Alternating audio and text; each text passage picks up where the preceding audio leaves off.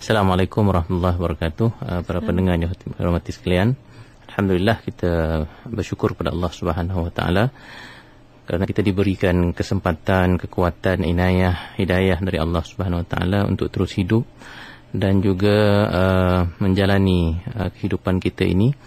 Dan kita juga bersyukur kepada Allah Subhanahu wa taala kita sampai ke tahun baru Alhamdulillah. walaupun ni baru Masihi lah, tapi maknanya bermula lah kalau orang yang bekerja ke orang yang bersekolah, kalender tu banyaklah perancangan-perancangan baru yang dimulakan pada hari ini.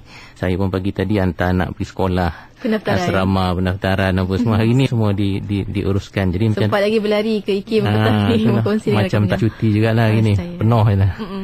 Jadi alhamdulillah kita juga nak menyambung perbincangan kita berkaitan dengan pembentukan budaya ilmu dalam pendidikan ini, kerana kita rasa pengukuhan budaya ilmu dalam pendidikan, sebab kita rasa ini benda penting. Betul. Jadi ada beberapa aspek yang saya rasa saya harus pertekankan secara perlahan-lahan dalam perbincangan kita ini.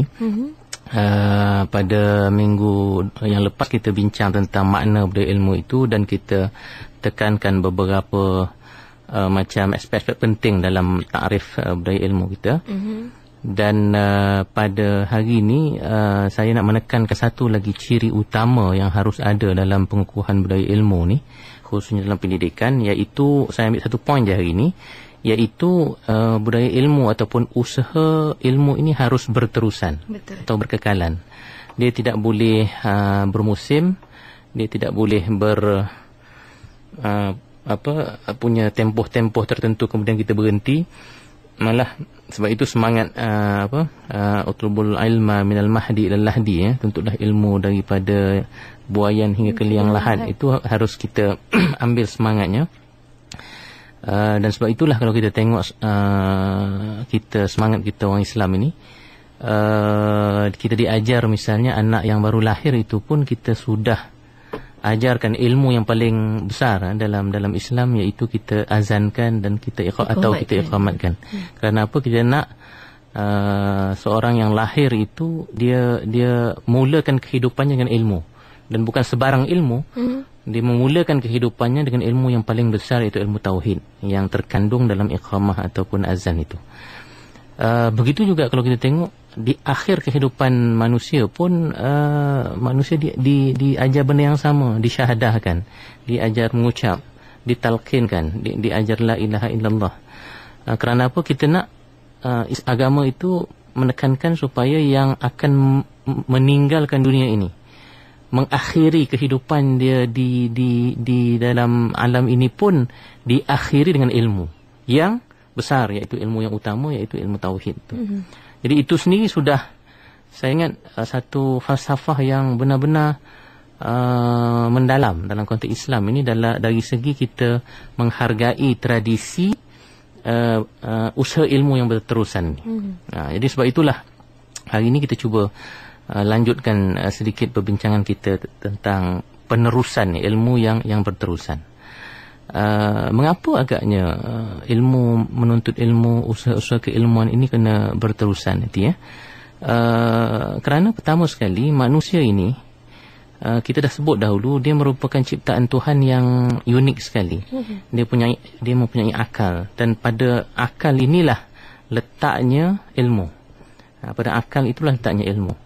Dan kadang-kadang akal itu juga dibicarakan bersekali dengan roh, bersekali dengan hati, qalb, bersekali dengan nafs, seperti mana yang kita dah bahaskan dahulu. Seperti yang dihuraikan oleh Imam Al-Ghazali misalnya dalam kitabnya Ajaibul Qalb itu, beliau menghuraikan keempat-empat aspek itu bersekali. Dan disitulah lokusnya, disitulah tempatnya ilmu pengetahuan. Jadi oleh kerana itu manusia ini tidak boleh lari sebenarnya. Setiap masa itu dia sentiasa harus menyempurnakan atau melengkapkan akalnya itu dengan apa lagi kalau bukan isinya ilmu. Orang bukan letak duit dalam akal ni, ataupun boleh, kalau boleh masuk duit, orang tak masukkan duit dalam poket, orang masuk duit. Tapi dalam akal ini tempatnya ialah ilmu.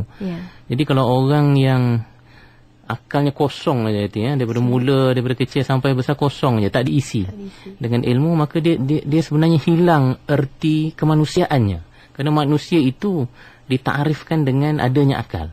Yang menjadikan dia unik, yang membezakan dia dengan makhluk yang lain itu ialah akal. Oleh kerana itu akal itulah yang harus disempurnakan, harus dipenuhi keperluannya, dan keperluan akal itu ialah ilmu. Jadi disebabkan manusia berakal, sebab itu ilmu itu harus secara berterusan dipenuhkan ataupun disempurnakan dalam akal. Itu satu. Yang kedua, kerana hanya dengan ilmu manusia boleh menuju ke tahap kebaikan yang lebih tinggi.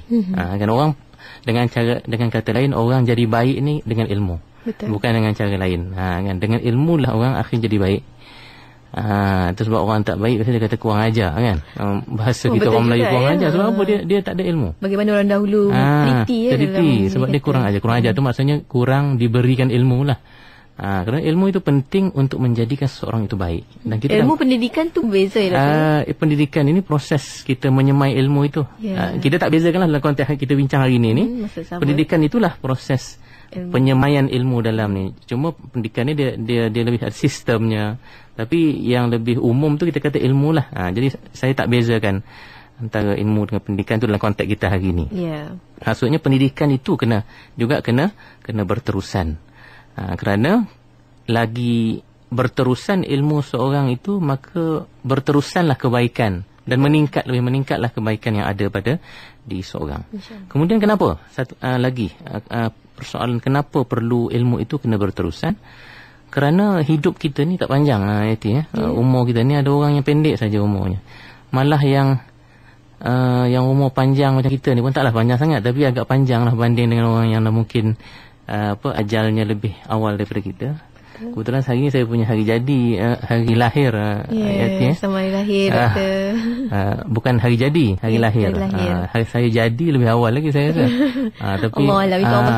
Tapi lahir saya tu lebih kurang hari ni beberapa puluh tahun yang lalu lah. Tetapi kalau kita fikir, ni bukan nak iklan tadi tu, sekadar kebetulan. Kalau kita lihat, kalau kita umur katakan 40 tahun atau umur kita 50 tahun atau umur kita 30 tahun, sebenarnya yang benar-benar dikatakan umur itu bukan 40 tahun tu. Kan? Kena tolak yang kita tidurnya, yang tolak yang kita makannya, yang tolak kita pergi bilik airnya. Yang rehearsal saja. Akhirnya yang betul-betul bernilai dalam konteks ilmu ni, umur kita tak lama. Yang kita ada masa untuk menyemai ilmu tadi sebenarnya tidak lama. Bukan 40 tahun kalau umur kita 40 tahun, bukan 30 tahun kalau umur kita 30 tahun. Tetapi mungkin kita kena tolak lagi. Sebab 3/4 kita kena tolak. Itulah nilai masa yang kita ada untuk menyemai ilmu. Jadi bayangkan dengan ilmu umur yang kita begitu pendek vis-a-vis ataupun lawan kepada ilmu yang cukup besar, yang cukup panjang, ilmu yang cukup banyak. Dan segala jenis ilmu kita ada di universiti, kita ada di sekolah-sekolah, dan tak mungkin kita boleh menghabiskan belajar semua ilmu yang ada itu dalam peringkat umur kita yang pendek tadi tu. Jadi sebab itulah tak ada alasan untuk kita tidak menuntut ilmu itu Betul. Dalam keadaan kita umur kita yang tak panjang itu pun tak akan habis ilmu yang ada. Oleh kerana itu, dalam umur yang tak panjang itulah sepatutnya kita kena tumpu sungguh-sungguh. Manfaatkan sungguhnya. Dan sebab itulah falsafah ilmu itu kena berterusan itu cukup penting, khususnya dalam Islam. Kemudian satu lagi sebab kenapa usaha ilmu itu kena berterusan, kerana kehidupan ini pun sebenarnya satu sekolah. Satu sekolah. Jadi kita dah sebut hari itu, pendidik ni bukan sekadar yang mengajar di kelas-kelas di bilik darjah, tetapi juga di rumah pun pendidik, ibu bapa juga pendidik. Betul. Kawan-kawan juga sebagai pendidik. Oleh kerana itu kehidupan ini sebenarnya satu sekolah. Jadi kalaulah kehidupan kalaulah kehidupan itu satu sekolah, satu madrasah, ilmu itu tak boleh berhentilah. Kan, sebab selagi kita hidup, selagi itulah kita berada dalam madrasah. Selagi itulah kita berada di sekolah. Selagi itulah kita berada dalam proses pendidikan, dan selagi itulah kita berada dalam proses menuntut ilmu. Itu kalau kita tengok dalam konteks yang paling luas lah. Jadi menepatilah apa yang kita katakan tadi, bahawa usaha ilmu itu cirinya adalah harus berterusan. Okey, satu lagi yang saya mungkin nak tekankan hari ini. Bila kita kata ilmu itu berterusan, Yati, saya? Kita kena tekankan bahawa ia bukan bermaksud ataupun maksudnya ialah ilmu itu tidak terbatas. Antara maksudnya ialah dia tak terbatas dalam lingkungan sekolah institusi-institusi formal. Ini yang kita kadang-kadang banyak salah faham kan. Kita rasa usaha ilmu itu hanya dihubung kaitkan dengan sekolah, persekolahan, dengan universiti. Habis itu saya dah tak ada kena-mengena dengan ilmu dah kan. Saya dah tak ada, I have nothing to do with knowledge. Sekarang saya business, saya businessman, jadi kenapa saya kena belajar? Jadi tajuk ni tak ada kena-mengena dengan saya, dia kata. Sebab saya dah businessman, saya dah DJ sekarang. Tetapi tidak, yang kita katakan ini, yang Islam anjurkan supaya ilmu itu berterusan, maksudnya lepas sekolah kena terus, lepas universiti usaha menuntut ilmu itu harus berterusan, tidak boleh berhenti. Kerana apa?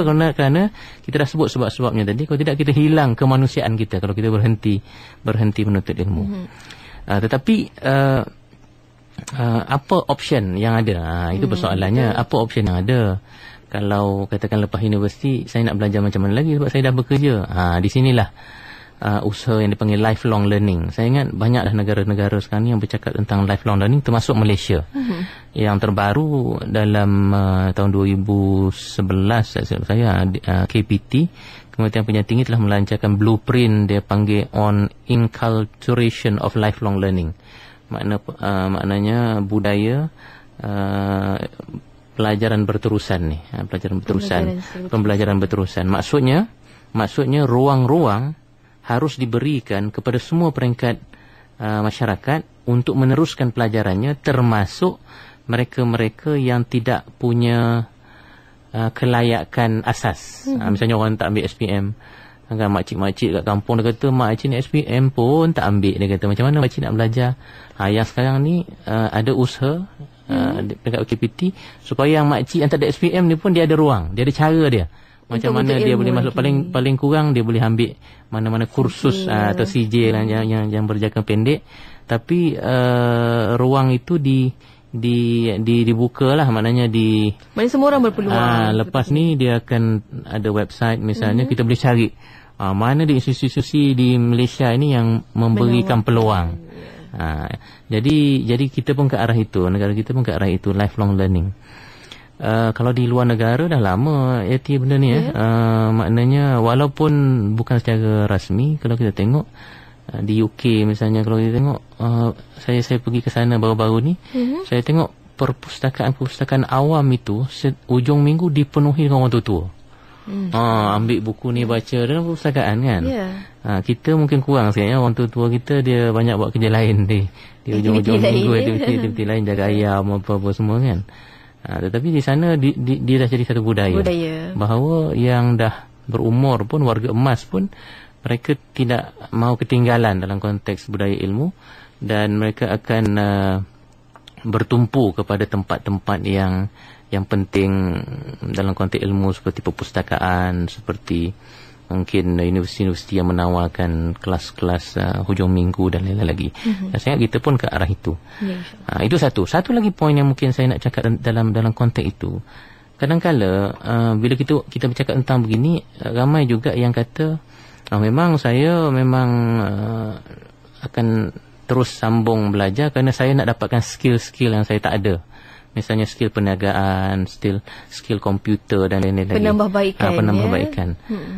Yang kita maksudkan dalam konteks ilmu berterusan dalam Islam ini, dia bukan sekadar dengan tujuan pragmatik ni, bukan dengan tujuan nak buat bisnes ke, lepas belajar nak buat bisnes, tetapi yang kita maksudkan ini orang yang dia berterusan belajar kerana nak memperbaiki diri dan nak meningkatkan aspek ilmu yang ada dalam diri dia. Tak semestinya nak meniaga, tak semestinya tu.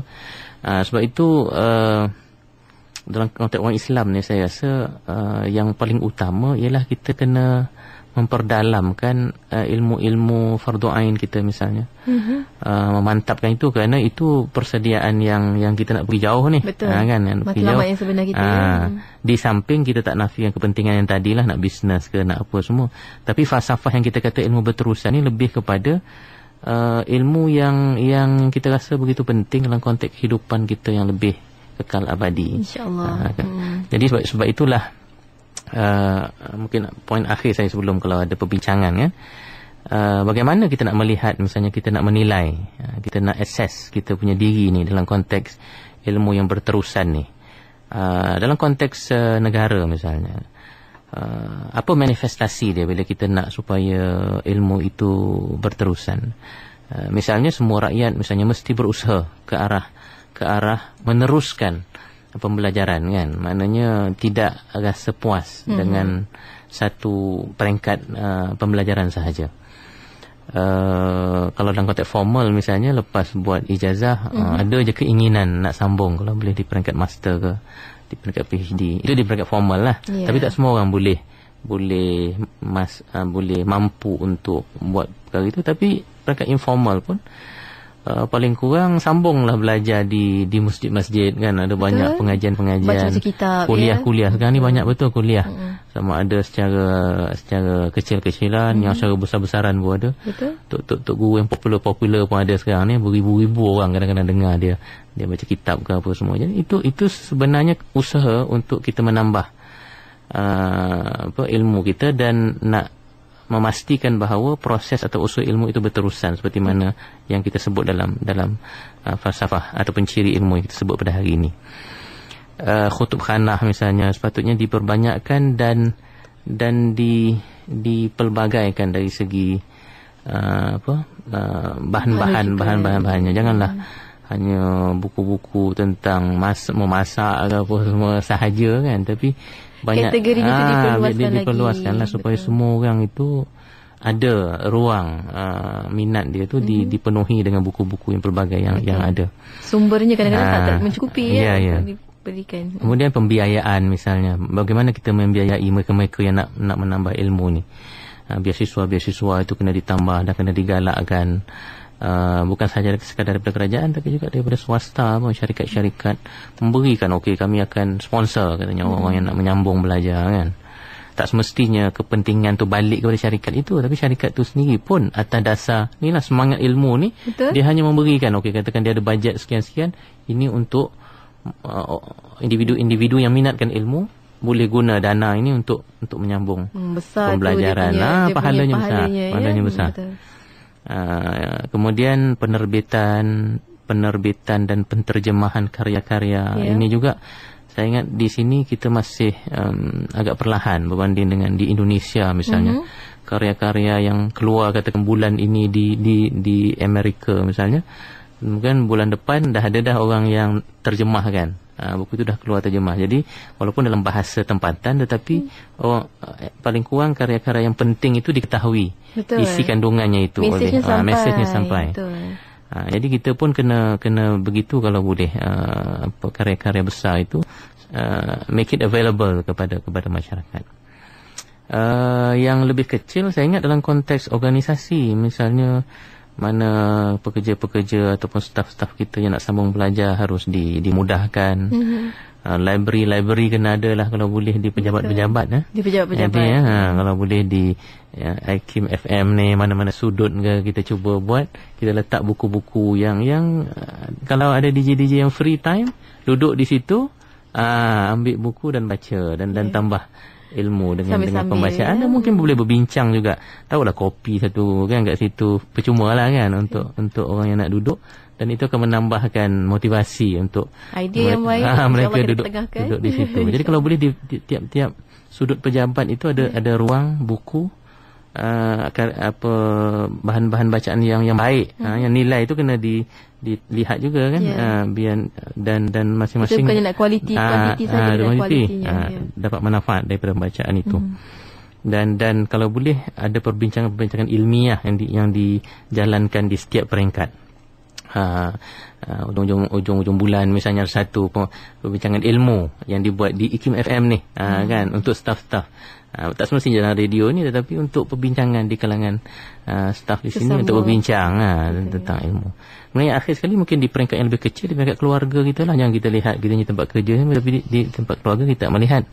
Jadi keluarga pun di rumah, bagaimana suasana rumah, anak-anak yang nak sambung belajar, apa respon mak dan ayah misalnya. Kalau kita tengok mak kata tak payahlah kau belajar rajin-rajin pun duduk kat dapur juga, kalau yang perempuan katakan Mak janganlah buat apa statement sebegitu. Betul. Dia demotivate. Dia merendahkan motivasi anak yang nak belajar tu. Kalau maknya faham bahawa proses ilmu itu berterusan, maknanya tak apa, biarkan. Usahakan anak-anak tu nak terus belajar dan terus belajar. Sebab tidak ada yang rugi, betul. Duit tu memanglah rugi dari segi kurang lah, nak kena bayar yuran apa semua.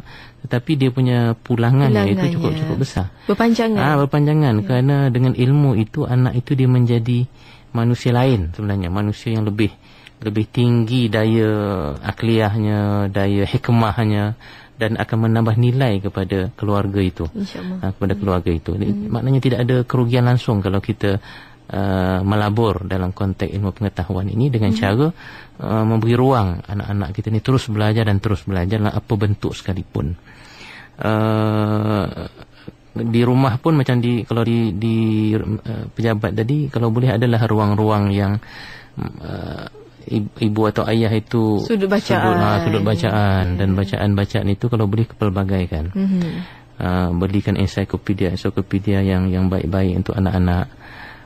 Buku-buku agama pun sekarang ni ada banyak dah cerita-cerita tentang para sahabat yang dibuat dalam bentuk novel. Itu semua benda-benda yang menarik, saya ingat, yang biar budaya itu sentiasa tertanamlah dalam diri, dan kalau boleh berterusan.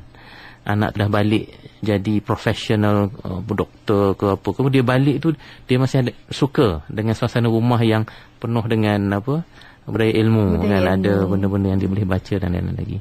Jadi mungkin itu antara perkara yang boleh kita bincangkan pada hari ini. Dalam konteks usaha ilmu itu harus berterusan dalam konteks budaya ilmu lah. Yang mana antara cirinya akan berterusan, berterusan. Belajar ilmu berterusan. Dan saya teringat satu kata-kata juga, doktor, kenaan dengan usia ni juga. Usia ni diumpamakan macam kita antara jarak masa usaha tu antara azan dan juga iqamat. Maknanya singkat je. Dalam masa singkat tu bagaimana kita mengisinya sepenuhnya. Dan waktu ini kita nak raikan juga rakan-rakan pendengar kita di talian untuk sama-sama berinteraksi bersama kami di 03-6205-1500, juga menerusi FB ikim.fm juga, dan satu lagi medium yang bakal kita gunakan juga menerusi sistem pesanan ringkas. Tekan ikim, jarakkan persoalan anda dan hantar ke 39111. Dan hari ini, doktor, kita akan ambil pemanggil pertama untuk guru dan pendidikan bersama kita di talian waktu ini. Assalamualaikum, sampai di sana. Waalaikumsalam, Haji Nur Halim sini. Ya, Tuan Haji, silakan. Ada doktor, ada dua saudara. Pertama sekali selamat menyebut hari lahir. Terima kasih. Tersilap sebut tadi. Tentang pendidikan lah. Jadi kalau segi pendidikan dikaitkan dengan guru, dengan cikgu. Tapi bagi saya, yang kesan bagi pendidikan yang diucapkan oleh cikgu ni, dia yang sangat menyengat dan berbisa ini, dia bukan pendidikan kata-kata yang formal, tetapi yang dipanggil sebagai bisikan. Jadi contohnya yang dipanggil bisikan tu macam mana? Saya ambil contoh beginilah dialog. Kita contohlah belajar tentang sejarah, itu pendidikan yang ada dalam kitab, dalam buku. Tetapi bisikan dia beginilah contohnya. Ini kalau tak beringat, bangsa kita ni habis ni, sebab bangsa asing dah akan so-and-so. Jadi sebab apa juga, saya teringat arwah Cikgu Nurdin, cikgu saya. Dia tu bukan ustaz. Tetapi dia punya bisikan itu, sampai saya anak 8 masih teringat lagi apa bisikan dia. Dia kata begini, kamu nak dapat pahala bukan susah sangat. Awak ada jumpa duri kat tepi jalan, kaca kat buang, dapat pahala dah tu. Jadi dia tak cakap iman itu 70 cabang tetapi bila dia bisikkan itu, kata membisik, rupa-rupa lebih menyengat. Jadi minta sedikit sebanyak dipanjangkan, doktor, insyaAllah. Terima kasih Tuan Haji. Assalamualaikum. Assalamualaikum. Kita ambil pembagian seterusnya, boleh ya, doktor? Kita raikan rakan-rakan pendengar kita lain waktu ini di talian seterusnya. Assalamualaikum. Waalaikumsalam warahmatullahi. Ya, siapa di sana? Assalamualaikum, doktor. Assalamualaikum. Siapa tu? Saya Buati dari Labu. Ya, Cik Buati, silakan. Ini dokter, saya ada mau mendapat dari dokter. Saya di sini dari seorang ibu lah. Saya punya anak di pondok pesantren kan di Indonesia. Tapi ada satu pihak dari kakak ipar lah, dia cakap kenapa sampai ke sana-sana, macam tu sekolah di sana, sedangkan di sana jauh. Tapi saya sendiri kan saya berasal dari Indonesia, jadi di sana ada saya tumbangan sama kakak lah. Ada 2 anak di sana. Yang saya mau minta pendapat sama dokter, macam mana saya harus buat macam tu untuk pendidikan anak, apakah salah antara saya menghantarkan saya punya anak ke pondok pesantren di sana atau bagaimana? Terima kasih. Assalamualaikum. Assalamualaikum, Dok. Assalamualaikum. Bagaimana tu doktor? Mungkin nak beri respon. Kita nak ambil lagi satu manggil mungkin. Satu lagi manggil kita kumpulkan waktu ini. Soalan daripada rakan pendengar kita. Assalamualaikum. Salam. Ya, siapa di sana? Saya Hamizul daripada Perak. Ya, Cik Hamizul, silakan bercakap dengan doktor terus. Okey, Assalamualaikum doktor. Assalamualaikum warahmatullahi. Ni saya nak tanya, Nabi pernah berkatalah bahawa antara kerugian yang ada adalah ilmu itu tanpa amal lah. Jadi bila kaitkan dengan pembelajaran secara berterusan ni. Macam mana yang kita nak kaitkan antara amal dengan ni lah berterusan, sebab baru dapat saya lah, macam agak sukar lah kalau kita belajar berterusan daripada masa-masa yang nak amalkan tu takut tak teramal. Banyak sangat ilmu Terima kasih atas soalan. Assalamualaikum. Okey, kita cuba cuba ulas mana yang boleh lah. Saya pun bukan boleh jawab semua.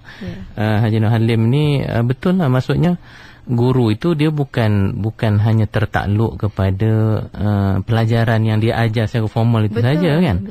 Dan guru harus main peranan begitu dia dia tak guru dalam masyarakat. Dia tak boleh dalam kelas dia kata okey hari ni saya nak ajar sekian. Dia pun tulis kat papan hitam, dia pun cakap habis masa saya dah habis, saya nak keluar. Kan saya keluar. Itu saja setiap hari. Sepatutnya dia kena ambil ruang dalam pembelajarannya itu untuk juga memberikan nasihat-nasihat. Tidak salah memberi nasihat-nasihat. Ni yang kita bisikan tadi lah. Bisikan ni nampak slow sangat. Saya faham lah Haji Nur Halim tu. Maknanya nasihat lah. Maknanya nasihat yang additional tambahan daripada apa yang berada dalam kurikulumnya itu. Itulah mungkin maksudnya. Dan sepatutnya konsep guru atau pendidik ini dia harus follow up ni.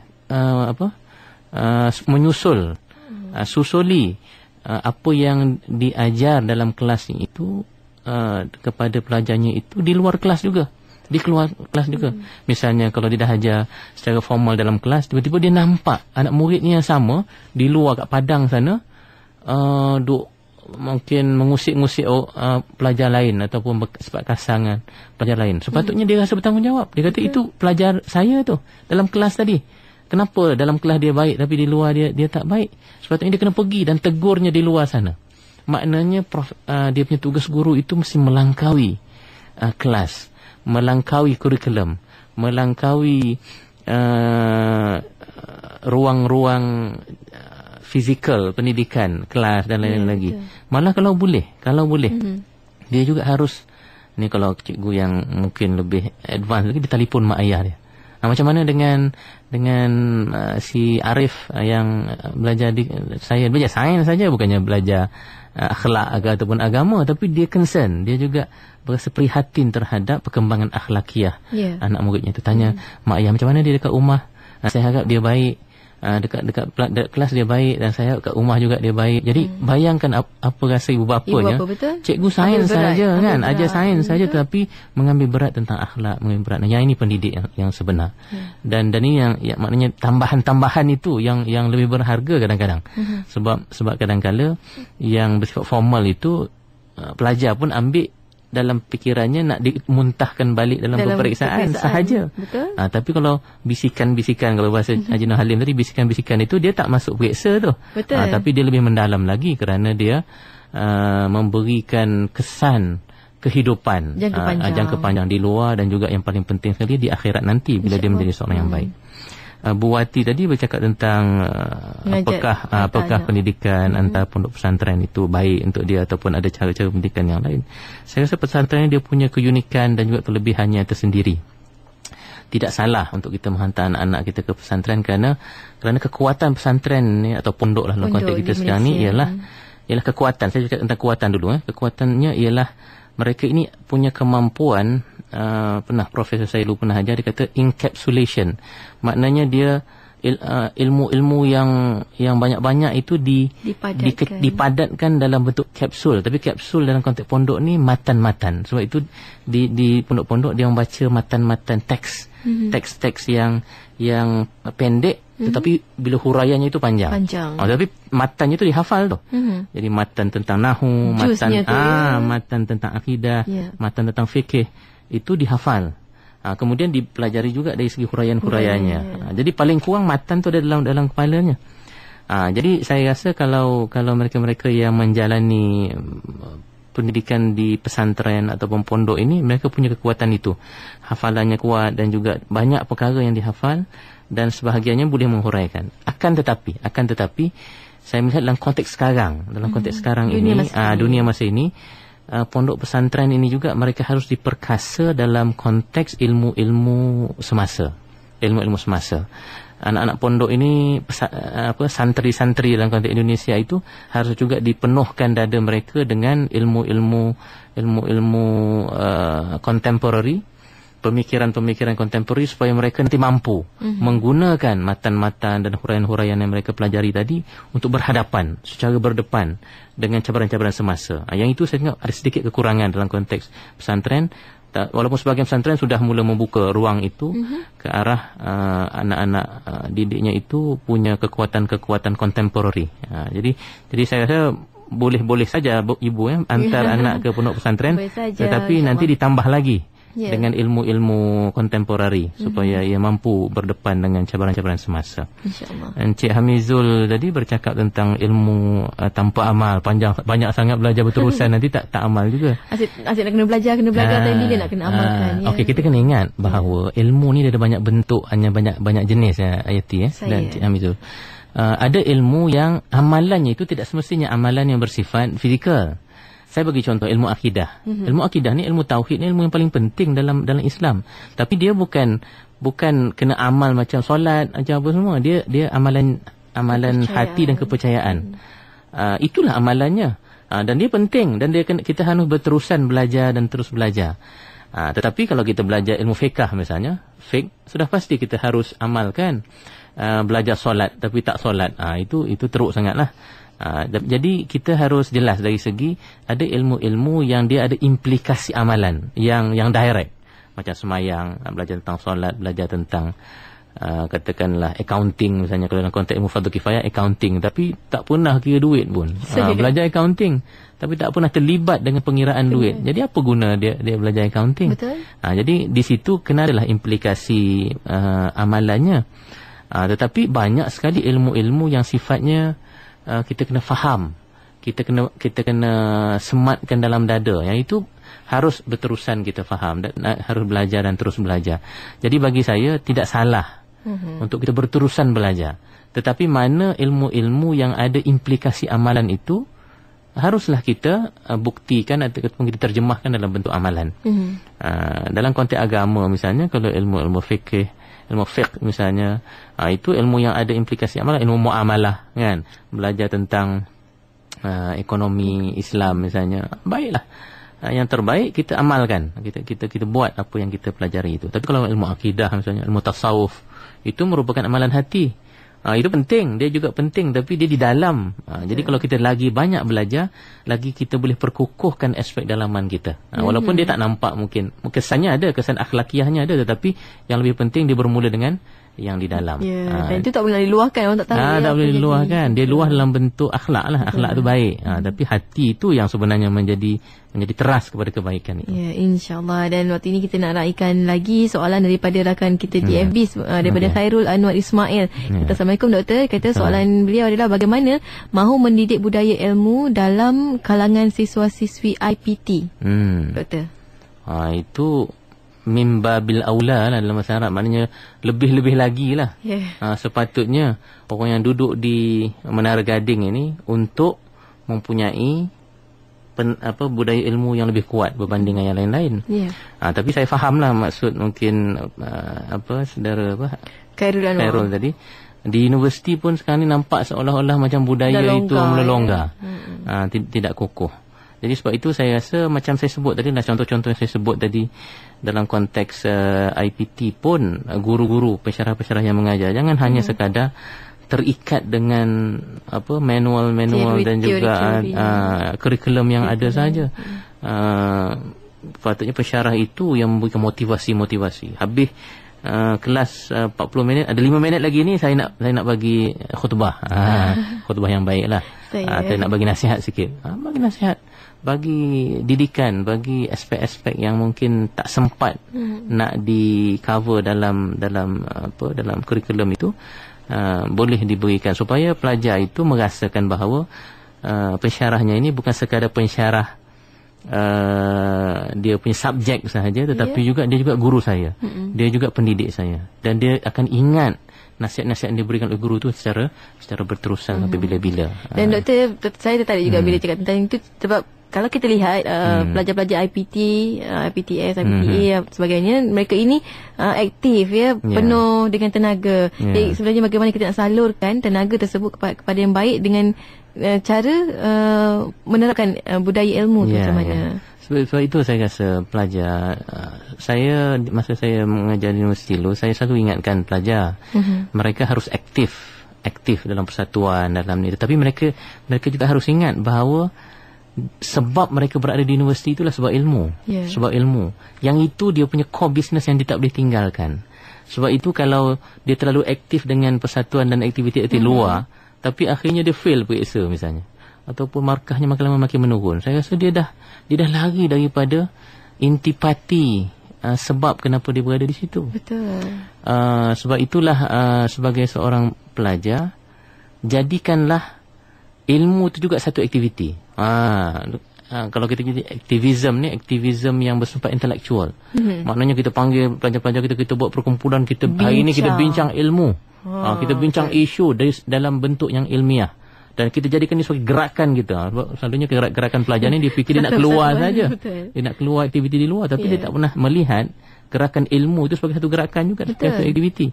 Jadi sekarang ni pelajar dia kena cuba untuk mengaktifkan gerakan ilmu itu, ilmu yang dia pelajari itu. Maknanya dia bukan sekadar di kelas saja, dia kembangkan di kelas, di luar pun bersemangat pelajar-pelajar. Dan kalau kita tengok kadang-kadang di luar negara begitu.